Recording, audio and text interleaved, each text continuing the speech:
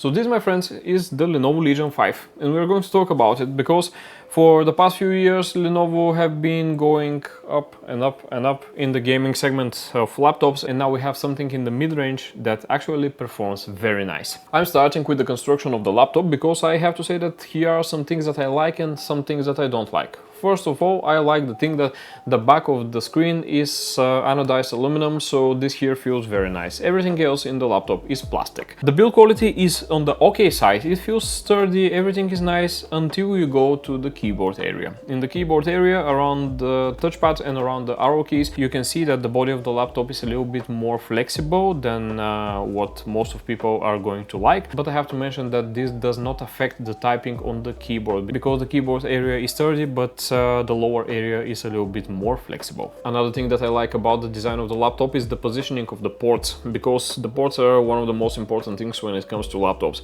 All of the big ports are positioned on the back of the laptop. So on the back of the laptop you have the power port, you have also a full-size HDMI port, you have a LAN port, and also you have two USB type A's. On the left you have two USB type C's, which are not mentioned to be Thunderbolt 4 or something like this.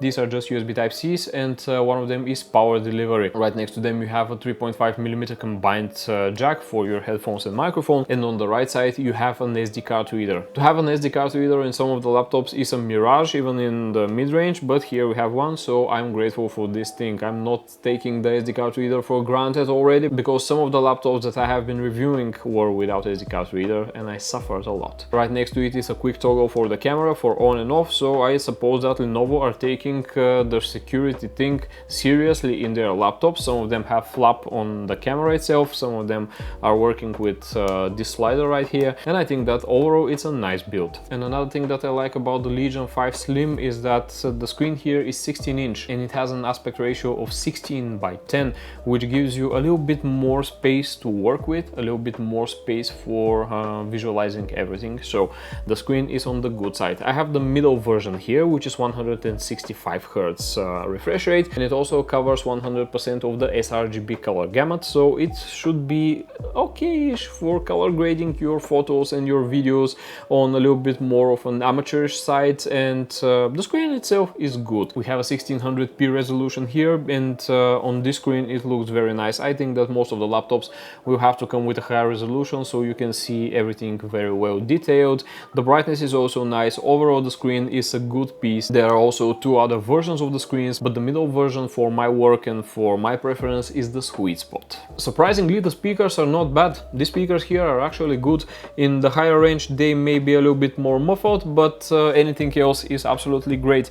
These here have very nice sound separation. I doubt that most of the people are expecting to have great speakers in this kind of a machine, but here you have an okay-ish one. For watching YouTube videos, for watching Netflix or other streaming platforms, I think that most of you are going to be surprised how good these are, and in my opinion they deserve a thumbs up for the effort of putting decent speakers in a laptop in the mid-range. Maybe the most important part of the laptop is the hardware itself. Here we have an Intel i7 13700H, also we have an RTX 4060, 16GB of DDR5 memory, and 1TB of NVMe storage. I have to say that the performance of the processor is maybe somewhere around an i3 desktop machine, and the cooling system here is very adequately made, because I'm tired of reviewing laptops with i7 processors that are always going in the 98 to 100 degree range when gaming, and this here is not the case. With the Legion 5 Slim it very much depends on the game that you are playing, because I noticed that the highest temperature that I got was in Assassin's Creed Valhalla, which was a little bit surprising. In Assassin's Creed Valhalla I got something like 91 to 92 degrees maximum, which is not constantly staying like this. It fluctuates, but the maximum was around the 90s. I was very surprised to launch Starfield on this machine and see temperatures between 66 degrees and 75 degrees. I didn't expect to see temperatures like this. I supposed to see higher numbers, but surprisingly enough we have very decent temperatures in Starfield. Also, while playing Overwatch and Diablo 4 I had no worries at all with the temperatures, no problems at all with the temperatures. Everything was very adequately cooled, and the GPU itself was running cooler than the CPU, which is not that surprising but as I mentioned, the GPU here is the driving force of the laptop, because no matter the fact that it is an i7 processor, it still relies on the performance cores, efficiency cores and stuff like this, so you don't get the best of a performance that you can have from such a machine. But the games that I have tested, and maybe the heaviest one was Starfield, and I was surprised to get a solid 60 FPS on maximum settings. Everything was on maximum, every game that I have tested was on maximum, and the performance was very nice for this class of a machine. And if you tweak a little bit, if you make some custom settings, you're going to get a little bit more higher frame rates. But is it worth it? It is up to you to decide. I am absolutely okay to play on 60 FPS Starfield, but if I'm going for shooters, I need the higher FPS. As you can see, Lenovo went with a little bit of a silverish approach, which made the machine a little bit more muted when you take it out of your backpack. It is not black, it doesn't have any yellow segments, it doesn't have any red lightings and stuff like this. It is not screaming gaming, despite the fact that it is a gaming machine.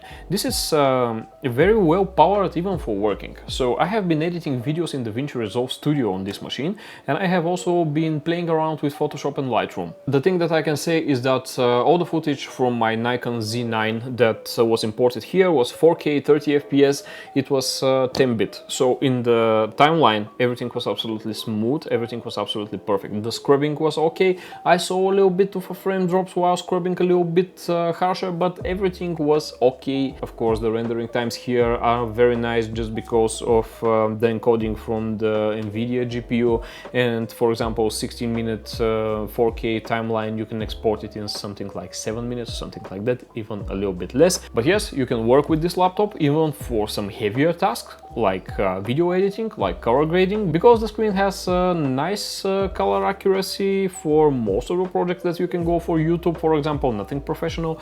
And I think that most of the people are going to like the whole configuration as a package of this laptop. So now I'm going to leave you with some benchmarks of some games and the SSD also.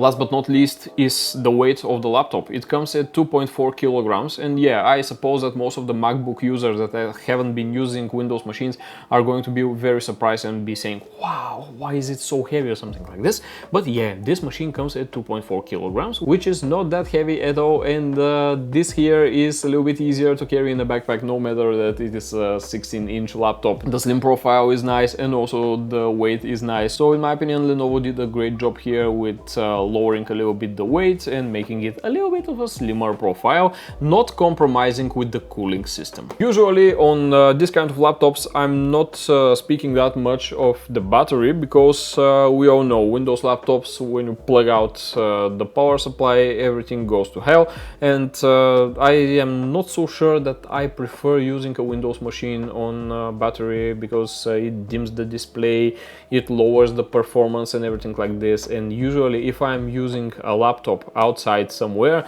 it is for a very quick task, for something like 10-ish minutes, and if I'm working for a longer time outside, I have to have a power outlet, and I bring with me the power supply of the laptop, so I don't want to talk about the battery. Overall, I think that Lenovo did a great job with the Legion 5 Slim, and mainly because we have a nice body of the laptop. We have a very nice variation of ports in this laptop, which most of them are positioned on the back side. I really appreciate this, because nothing is bothering my play when I'm playing with my right hand, of course, and here you have absolutely nothing except of the SD card reader, and it does not stick at all, so everything is very nice in terms of ports. I wanted to see a single Thunderbolt 4, but no, we have two Type-Cs, one of them is power delivery, but I suppose that we are going to see these features in the higher price range. And aside of this, the screen is on a good side, as I already mentioned. The brightness is okay, the color accuracy is okay-ish, the refresh rate is nice, we have 165 Hz,